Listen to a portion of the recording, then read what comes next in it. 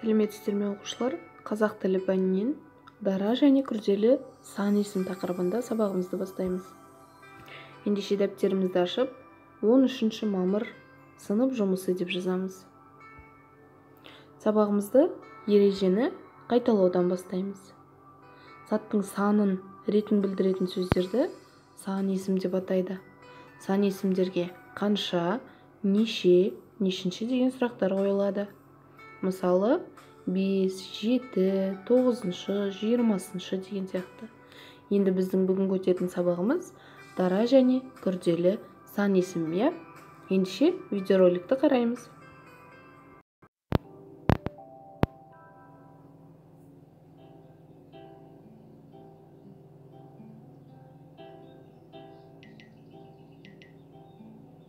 Міне қызық. Қандай қызық? Аланаға, маған да оқып беріңізші. Әлемдегі ең ұзын өзен Мысырдағы Ніл өзенінің ұзындығы 6675 шақырым екен. Қызық екен. Қандай ұзын өзен, қандай ұзақ сөз.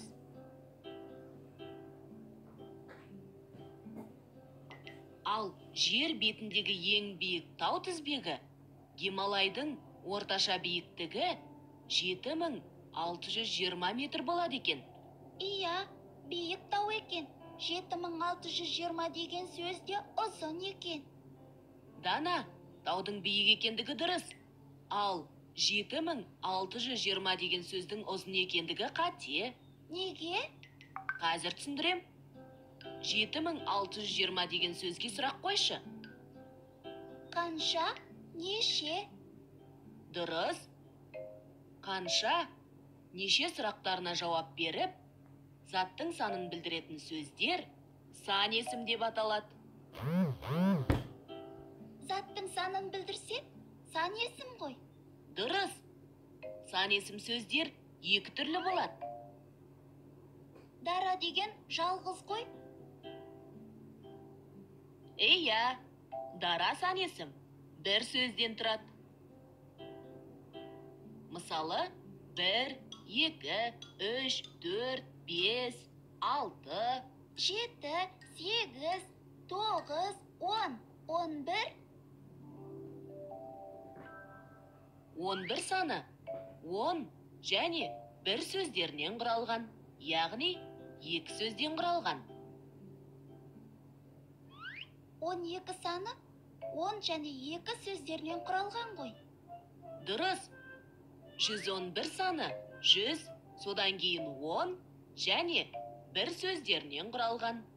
Яғни, бұл күрделі сан есім 3 сөзден құралған. 555 саны 5, 100, 50 және 5 сөздерінен құралған. Яғни бұл күрделі сан есім 4 сөзден құралған. Дұрыс. Яғни, күрделі сан есім 2 немесе одан да көп саннан құралады. Ал күрделі сан есімнің құрамындағы әр сөз жеке-жеке жазылады. Түсіндім. Ніл өзені ұзын екен.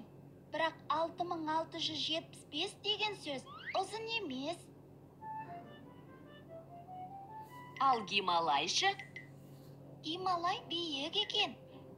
Ал 7620 деген күрделі сан есім екен. Әр сөз бөлек-бөлек жазылады. Балалар, бүгінгі тақырыбымыз түсінікті болса, ендеше тапсырма орындап бастайық. Оқулығымыздағы 42-ші жаттығуға қараймыз. Екі бағандағы сан есімдерді салыстырамыз. Бірінші бағанда қандай сан есімдер жазылған деп ойлайсыңдар? Неше сөзден тұратын сан есімдер?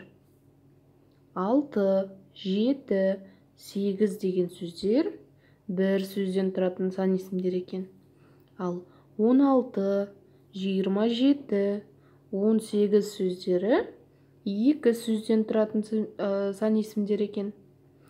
Ендеше бір сөзден тұратын сан есімдерді дара сан есімдер деп атаймыз. Ал екі сөзден тұратын сан есімдерді күрделі сан есімдер деп атайды екенбіз балалар.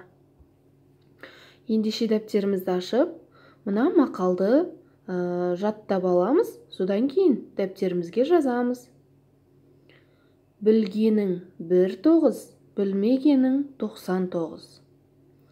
Дәптерге жаттап алып, бұл мақалды жазғаннан кейін, оның ішіндегі сан есімдерді табамыз, олардың астын сызамыз. Мақалдың мағынасын қалай түсіндіңдер? Оны маған аудиозаписпен жіберіңдер. Ол тапсырманы орындап болғаннан кейін, балалар, 44-ші жаттығуға назар аударамыз. Балалар демалыс күні тауға бармақшы болды. Серуенге шығуға дайындалды. Сол сәтте оларға хабарлама келді. Оны оқыған балалар тауға шығуды кейінге қалдырды. Балаларға қандай хабарлама келді деп ойлайсың? Бұл тапсырманың жауабын да маған аудиозаписпен жібере қойыңдар. Келесі дәптерімізге жұмбақты оқып, шешуін табамыз. Ағайынды 12, бір атаның әулеті. Бұл не деп ойлайсыңдар, балалар? Бұл жұмбақты дәптерімізге көркемдеп жазып алайық та, қасына жауабын жазып қойыңдар, балалар. Және де үй жұмысына 45-ші жаттығу. Көп нүктенің орнына тиісті сөздерді қойып, өлеңді көшіріп жаз дейді. Балалар, мына әртүрлі түсті бұлттарды көріп тұрмыз ба? Солардың ішіндегі жазылған сөздер тиісті сөздер екен. Сол сөздерді пайдаланып, мына өлеңді дәптерімізге көшіріп жазамыз.